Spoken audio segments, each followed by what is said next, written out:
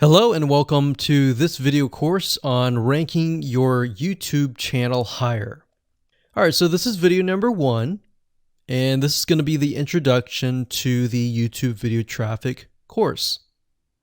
Now, before we talk about the course, I want to make sure that you're in the right mindset. So I want to say that the goal here is to focus on building a brand.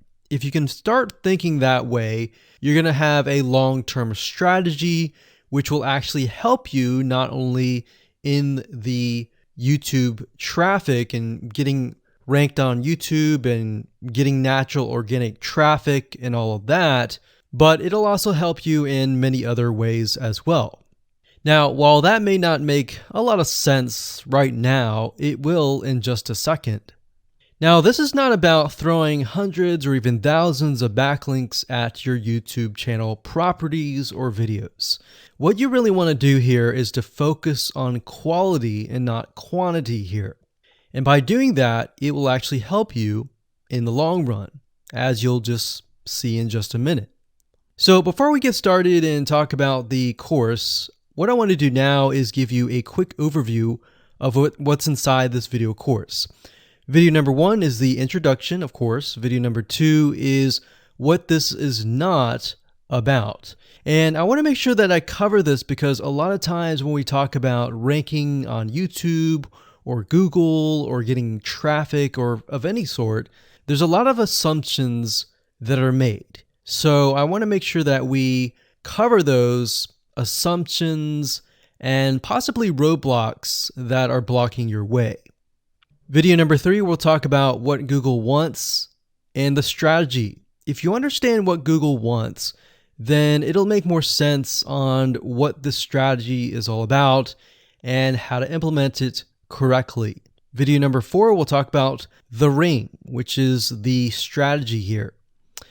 And of course, video number 5, we'll talk about how to automate the ring. Video number 6, we'll talk about account creation. And video number 7, we'll talk about how to outsource the account creation and the very tedious process of building the ring.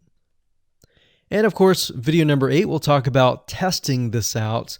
And while that might seem a little bit simple, it really is and does take some time to make sure that everything works. So with that said, let's talk about getting started and what you're going to need. You're obviously going to need a product or service to sell. You're going to need to have a YouTube channel. You're going to definitely need to have money to outsource. If you do it yourself, it's going to take about a week or sometimes 2 weeks.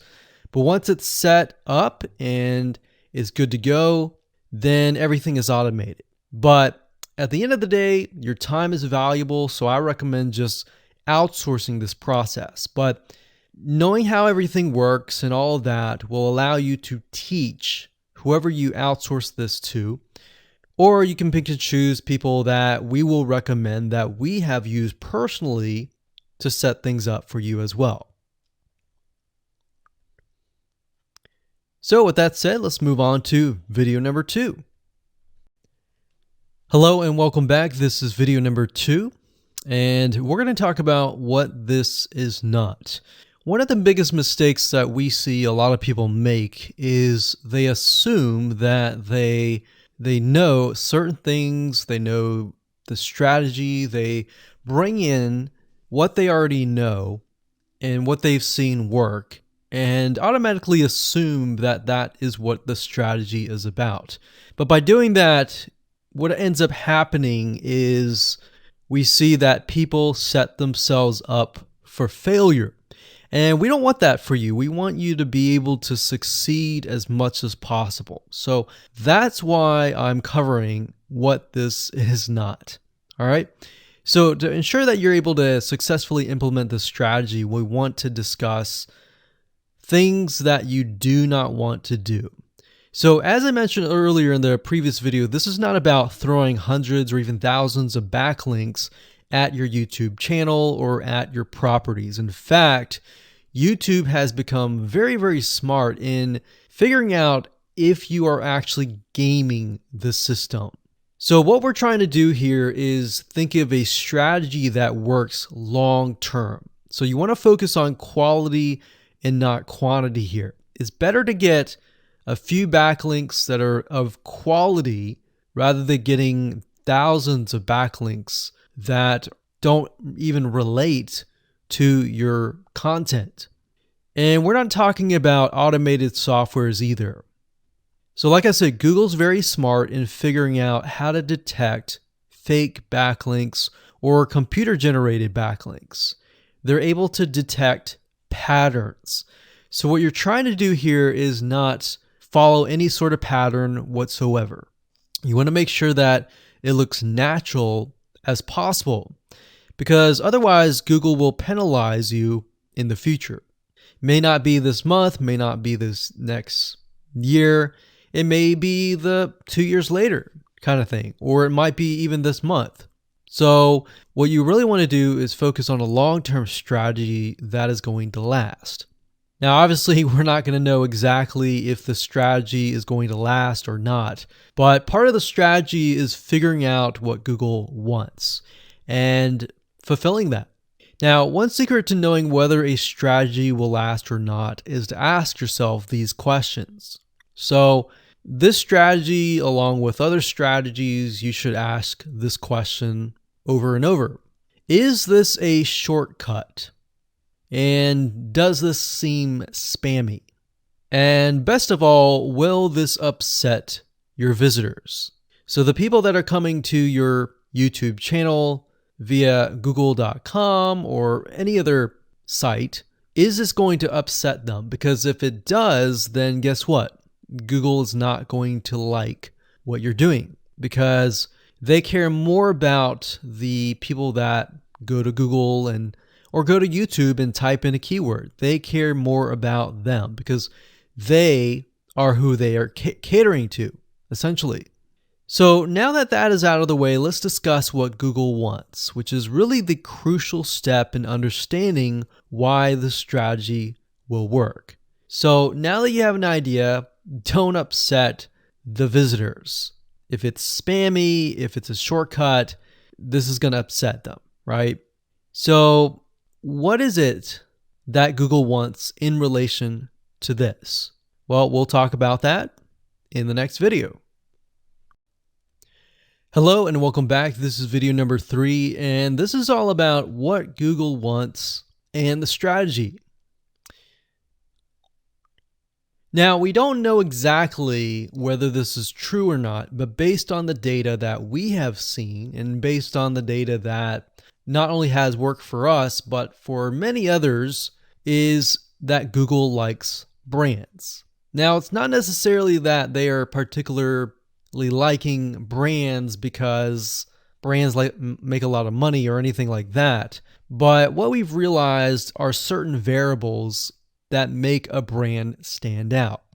So they don't exactly go out and tell people that they like brands, but based on the data that we've seen, we have seen brands rank better. So why is that? Why is it that Google seems to rank brands better? It's because brands last long term, and they oftentimes provide value. Remember, going back to what makes the visitors happy, it's the value that they are offering, right? At least the majority. So you'll notice that brands tend to have a really good following of fans that love their content. So why is that important? Well, their concern isn't really necessarily the brand, but giving people that are searching certain keywords on Google or YouTube, giving them what they want. Now, you'll notice that brands attract a consistent following as well. So Google likes it when they find that there's not only a good following, but a good engaging and good interaction. So their fans click and engage with their content more. And YouTube likes that. They love engagement. If you take a look at videos that rank really well, you'll notice commonality. And you'll notice that they have a lot of likes, they have a lot of comments. Essentially, they have engagement. And engagement is essentially the currency of YouTube. So whether somebody gets a bad comment or a good comment, a comment is a comment. A comment essentially, if you think about it, is worth about $1. Now, we're just saying that because it's like currency, engagement. Now, this means there is a higher CTR, or in other words, click-through rate. So if you have fans that really love a specific brand, they're most likely going to come back over and over again, right? So higher engagement is what Google likes to see. Higher engagement means that the fans really like the content. So this is based on the data that we have received and based on the data that we have observed. So the strategy here is to make sure that you look like a brand and you do backlinking like a brand. Make sense? So what does backlinking like a brand look like? Well, if you think about the visitors that are coming to that brand, they are looking at it, they're engaging with it, they're sharing it with their friends. Now, like I said earlier, there's no exact this is the way it is, but based on the data that we have gathered over the years and what we see what works and what hasn't, we can safely say that looking like a brand will be better for your YouTube channel. And of course, gathering a fan base and a good following that is interacting with your content is also key. Now, if you look at brands, they have many social properties besides YouTube channels. They've got Facebook.com, they have Twitter, they have Snapchat, and more. So it only makes sense for your brand to have the same properties in your brand name and interlinking to each other, right? So let's say, for example, that you upload a video to YouTube. Then it's going to make sense for you to post that same YouTube video or share it via Facebook, Twitter, Snapchat, and more. So essentially, we're interlinking them together. And that kind of brings us to this strategy, which is the ring. You're basically interlinking everything together. So like I said, for example, you post a video on YouTube, it needs to be pushed to Twitter, your Facebook fan page, and other social properties. And fortunately, because everything is going to be automated, once you do that, it will trigger and it will automate the whole process. So it makes sense because your fans will be located at these different social properties. So some people will be at Facebook, some people will prefer Twitter, and some people will prefer maybe Snapchat or Instagram and other social properties. But if you think about it, it sounds very time consuming and tedious, right? And yes, it is, but once everything is set up, it will actually make your life a lot easier. But like I said, don't worry, we're going to show you how to speed things up with a few dollars. So with that said, let's move on to video number 4. Hello and welcome back. This is video number 4. And we're going to talk about the ring, which is the strategy. So in the previous video, we discussed why having different social media properties interlinked together can help Google see you as a brand who is sharing your content to your audience. In other words, these aren't just random backlinks, but links from big sites that are branded towards your company. And this is why this is super targeted and is much more powerful than a simple backlink. Make sense? So now let's take a look at what this looks like in real life. So let's head on over to our nifty mind mapping software. I'm going to map things out so that you're going to be able to visually see how it all works. Okay, so to better understand how this works, we're going to map things out. Now, before we map things out, I want to start with some basics, and let's just pull this out here. So essentially the concept here is as you're building your brand, you're going to have many different social properties. And let's say, for example, this is the Facebook fan page. So that's your fan page. And we've got the YouTube channel over here because that is our end goal, is to have our YouTube channel get ranked higher. So essentially what we're doing is we're getting a backlink from this to here. And this could be Facebook, it could be Twitter, it could be Instagram, it could be any other social media platform. But it has to be branded towards you. It can't just be somebody else's fan page unless it is actually related. But if it's related and if it's branded as yours and it's linking to your YouTube channel, that essentially is a vote of confidence, but also it shows YouTube that you're interlinking. So that's basically the concept here. Now, if we dig a little deeper, basically what we want to set up is every time we upload a YouTube video and it gets posted, maybe it gets posted publicly, what ends up happening is we push that YouTube video and get it embedded onto the Facebook fan page, the Twitter page, the WordPress page, and all of that.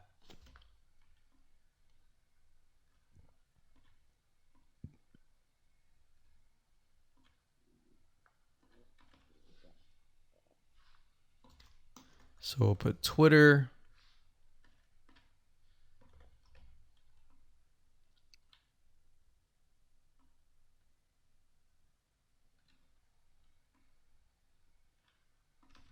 And we'll do WordPress. So as you can imagine, you've got the centerpiece here. You've got different social media platforms that are posted. Now, there isn't necessarily a set rule where you have to post it to X amount of social media properties. It can be 5, it can be 10, it could be 20, it could be different social media platforms. But in order to execute this and get it correctly, you will need to make sure that the platform that we use to automate this process actually supports that specific social media platform. So essentially this is what works, and this is basically what it is. So obviously in order to get this to work, you'll need to have a YouTube channel, you'll need to have the Facebook fan page, you'll need to have all these items in hand. So you'll need to have the username and password and all that. And we'll talk more about account creation later, but I just wanted to give you kind of a gist of what everything looks like and the visual map of it all. Hello and welcome back. This is video number 5.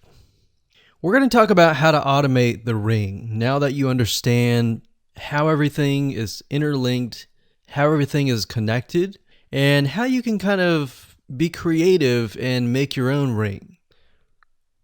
So after viewing the previous video, you can imagine how tedious and overwhelming it is to have to maintain the ring, much less get it set up yourself. But lucky for you, there is a way to automate it once you have set things up. It's getting things set up is the tedious process. Now, there's a software platform called IFTTT, and there's another one called Zapier.com that allows you to automate the process of moving content all around your social properties. So you could take a YouTube video and have it pushed to your WordPress site. And by pushed, I mean have it embedded on your WordPress site and then have it shared on your Facebook fan page, your Twitter page, your Instagram, and all of that. So you have essentially what we call triggers that whenever the trigger happens, then something else happens. So what IFTTT stands for is if, then, this, that. So if this happens, then what kind of deal. Now, between the two, Zapier will cost you a lot of money after a while. A lot of times they'll give you some free triggers and zaps, which is what they call it. And beyond that, it will cost money. Whereas with IFTTT, it's just as good, but it's free. So let's hop on over and show you how IFTTT works. Okay, so if you head on over to ifttt.com, that's ifttt, 3ts.com, you'll see this page. You can go ahead and create an account, and you'll find a lot of really cool, interesting triggers, is what we call it, in ifttt. So what a trigger is let's say you upload a YouTube video, and then the system detects that the video has been uploaded. What do you want to happen after that happens? So if YouTube video has been uploaded, then post it to WordPress. Then after that, take the post on WordPress, maybe post it elsewhere, or post the YouTube video to Twitter, and so forth and so forth. So as you can imagine, this does get tedious, but if you map things out, if you know ahead of time what it's going to look like, then you can simply look at it and say, okay, I'm pointing YouTube to Twitter. So anytime video has been uploaded to YouTube, then it simply gets pushed or embedded into Twitter. So we need to make a IFTTT trigger for that. So to do that, it's very easy. All you have to do is go to My Applets up here,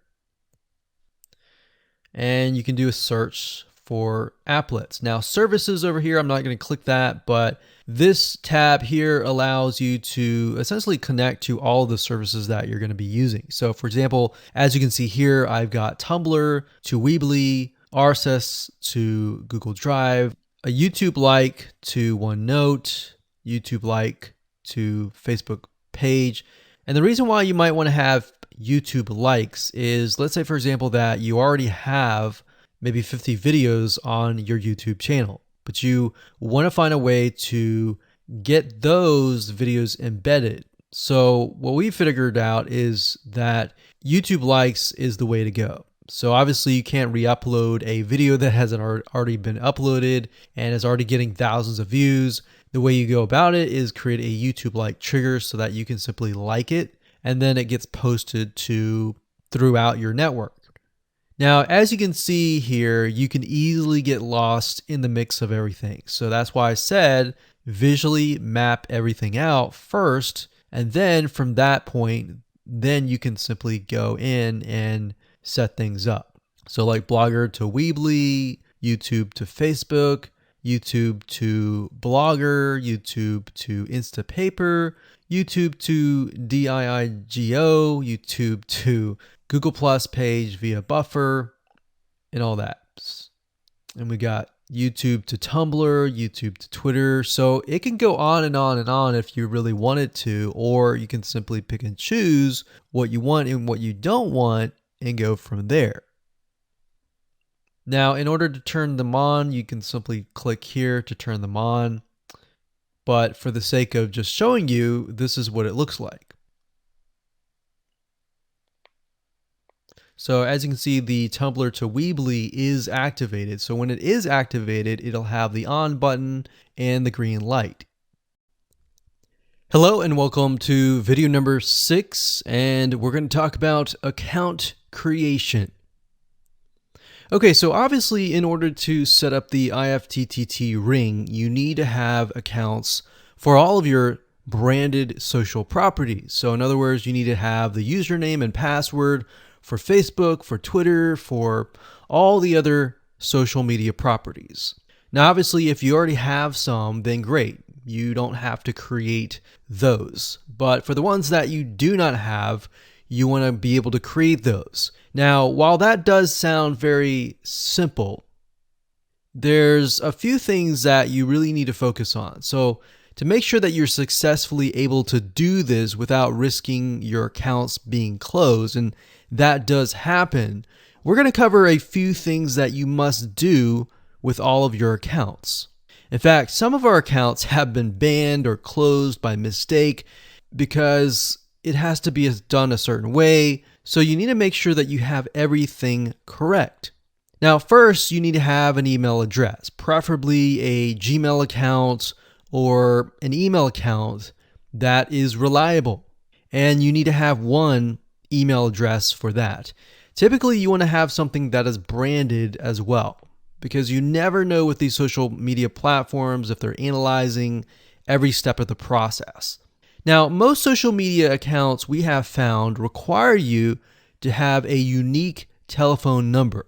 So you will need to use either yours or you'll need to get one. If you don't have one and you don't want to use your personal telephone, there are several places to get unique telephone numbers that can be used for both voice and SMS. And the reason why you want to have it for SMS as well is because some of these social media platforms will send you a text message. Now, one in particular that we use is called line2.com. That's line2.com. And of course, there are many out there, but this is just one that we have tested and it works really well. So a lot of times when you create a brand new social media property, an account, you need to have a unique telephone number. Now, the reason for needing a unique telephone number is because most social media platforms, they really want to make sure that you are legitimate, especially nowadays. They have a lot of checks and balances and things that you need to get around to make sure that your account stays open. In fact, recently Facebook has been on a major crackdown, especially with everything that's been going on in the news. They want to make sure that you are legit and that you are not fake. Another thing is you'll also need to have a short bio, a description about your business, your website URL, a picture that is yours, and a professional, or if you don't have your picture, you can use a professionally royalty-free stock photo. Now, why do you need all this information? Well, the reason why you need all this information is because when it comes to account creation, you are going to need to have every piece of these items in hand to copy and paste over. Obviously, if you outsource this process, it's going to be a lot easier. And with that case, you're definitely going to need these items. And it's just going to make your life a lot easier when you're able to copy and paste and all of that. Your picture is actually very important because even Facebook will review photos on all accounts to make sure that fake accounts are not created. In fact, we created an account one time and it was using kind of a fake image. And even though it was royalty free and all of that, Facebook declined it and in fact did not approve the account. So they really want to make sure that your account is legitimate. Now, it's best if you take all this information and you write it out in an Excel spreadsheet so that you have it in hand, you have the username and passwords of all the social media properties, and you can simply log in and begin to create the accounts. So those are kind of the best practices that we have found over the years in terms of creating accounts. And while some of those seem very basic, the one that really stood out that was really important was making sure that you had that unique telephone number. Okay, so hello and welcome to video number 7.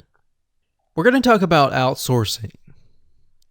So as you can imagine, creating a ring is very time consuming, especially depending on how big the ring is and how many rings there are and all of that.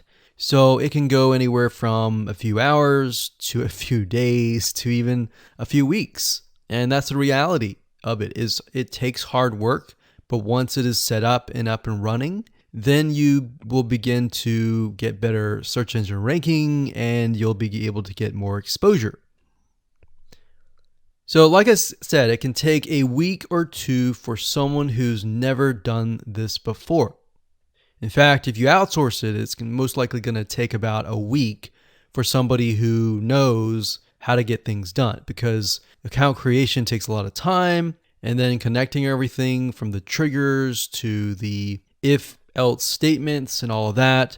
So what we found over the years is outsourcing is worth it. It's only about $50 to $100 if your 2 weeks are worth more. Obviously, if you're struggling with money and time is of essence and you have a lot of time, then you can set these up yourself. But for the most part, we found that you really need to focus on your business and on whatever you're promoting. So go ahead and outsource this and it'll be worth your while.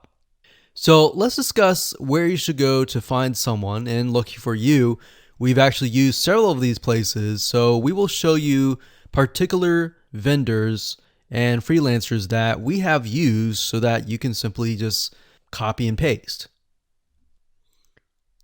So what you want to do is you want to go to a specific website called legit.com with two I's. So LEGIIT.com. And when you get to this page, you want to type in IFTTT up at the top in the search bar, click enter, and then you're going to see a bunch of freelancers that can provide this service.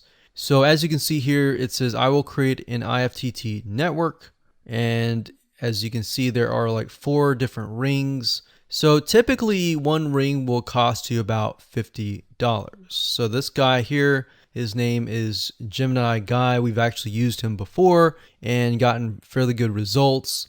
And what he'll do is all you have to do is give him the information for, like I said, the accounts, and have the username and password. And what we usually do is we create a brand new email account. So it's nothing related to the old business accounts or anything like that. So it's a new email account, all the information on a spreadsheet, and then we send it over to him. He creates the accounts, and then he logs into your IFTTT account, which you'll need an account for that as well, and then he'll set everything up. There's a lot of people that are doing this type of stuff. Some are doing like video embeds, and that's another thing with YouTube. One ranking factor is the more embeds, the better. But the more embeds that are done on a branded social property or a property that is actually related to your theme, that is actually better. The reason why is an embed is kind of considered a backlink to YouTube. So if we were to create a IFTTT network that is specifically creating as many embeds in different social media properties, that can help as well. So we can have a ring or several rings, and on top of that, we can have video embeds. Now, the nice thing about legit.com is it's really focused on a lot of online marketing, SEO, and other different services like backlinks, PBN links, and all of that.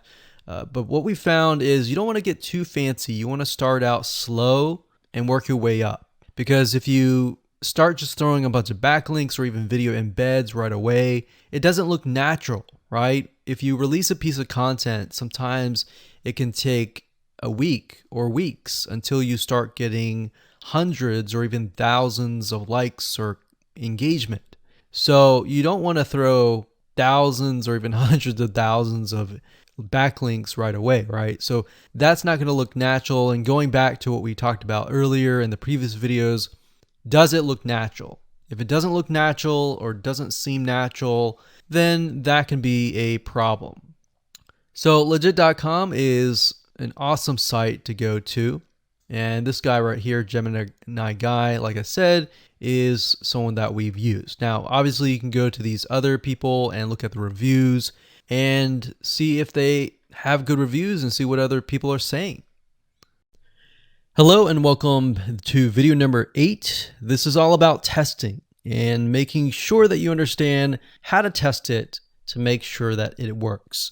Because I will say once these are set up, a lot of times, sometimes they work. A lot of times, sometimes one of the items throughout the line does not work. So I'm going to show you how to troubleshoot it.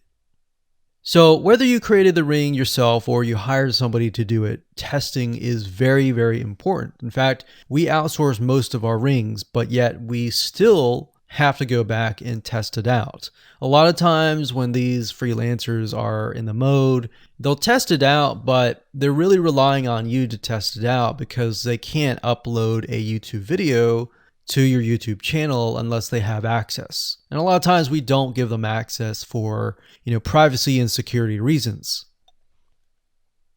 So let's go ahead and discuss how to do that. So let's hop on back over to IFTTT and I'll show you how you need to test things out.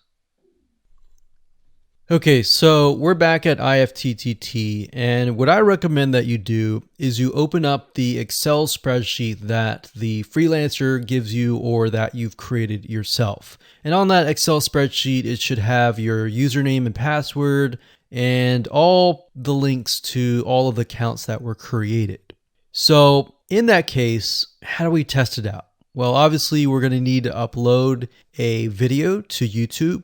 Now, I'm not going to do that now, but if you upload that, everything should work throughout the network. So the way you can test things out is simply by going to the websites that are in the Excel spreadsheet. So once you go there, if it has been posted, it works. If it's not working. If it's not working, then you'll need to kind of troubleshoot it. Either get the guy who created the ring to help you out, or if you did it yourself, this is basically what you need to do. So you need to check through and figure out what's not working. So if we found that the YouTube video is not being posted to blogger.com, we need to figure out why. So we need to go to the applet. So this in case is the YouTube like to Blogger. So it's a little bit different than the upload to YouTube channel. But if we click on that, you can see here that we have the applet that goes from YouTube like to Blogger. So if we click on this here, you can actually get a better view of what's happening. So basically anytime a YouTube video is liked, we create a post on Blogger, we put the title, we put all this. Now we need to figure out why. Usually a lot of times the reason why it's not posting is because it's not connected to the account. So you want to make sure that it's actually connected. If it is connected, then sometimes you'll need to look at, for example, this. Is it posting the title and maybe not the video? Or is it not posting everything? If it's not posting everything, it usually means it's a connection issue. If it is posting like the title but not the body or the YouTube, then maybe it's the embed code is incorrect. So you can check that. So really what it comes down to is just trial and error. But if you really outsource this, it's really going to be a lot easier. But that's what we found to be the case, and most of the time is that the services are not being connected. And I will say IFTTT, sometimes it's can be hit or miss. And sometimes in that case, the services may or may not be working. And that's really reliant sometimes on the YouTube channel, the social media platform, and all of that. So hopefully those tips can help you along the way when it comes to testing.